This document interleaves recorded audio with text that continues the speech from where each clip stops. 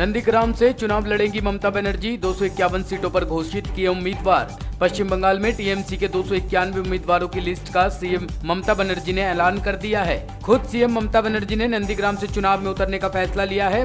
ममता बनर्जी ने कहा कि उत्तर बंगाल की 3 सीटों पर टीएमसी अपने कैंडिडेट नहीं उतारेगी। इन उम्मीदवारों में 50 महिलाएं, 42 मुस्लिम उम्मीदवार है। इसके अलावा दलित समुदाय के 79 कैंडिडेट्स को मौका दिया गया है। इसके साथ ही ममता बनर्जी ने ऐलान किया है कि वह भवानीपुर से चुनाव नहीं लड़ेगी, वह सिर्फ नंदीग्राम से ही चुनावी समर में होंगी। बीजेपी की ओर से उन पर 2 सीटों से चुनाव लड़ने को लेकर निशाना साधते हुए कहा गया था कि वह डर के चलते 2 सीटों से मैदान में उतरने वाली है। अपनी परंपरागत सीट भवानीपुर से उन्होंने शोभन देव चटर्जी के चुनाव में उतरने का ऐलान किया। सीटों पर उम्मीदवारों के ऐलान के साथ ही ममता बनर्जी ने खेला हॉबे का भी ऐलान किया।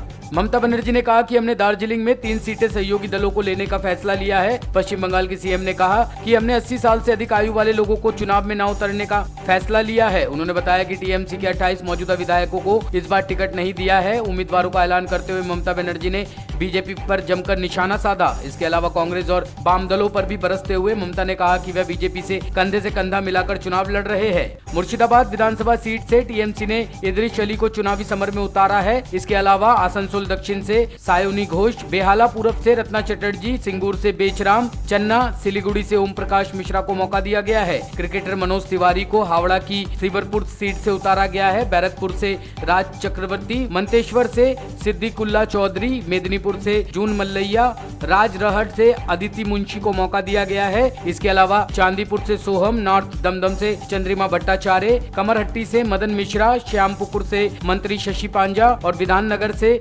सुजीत बोस को टिकट दिया गया है।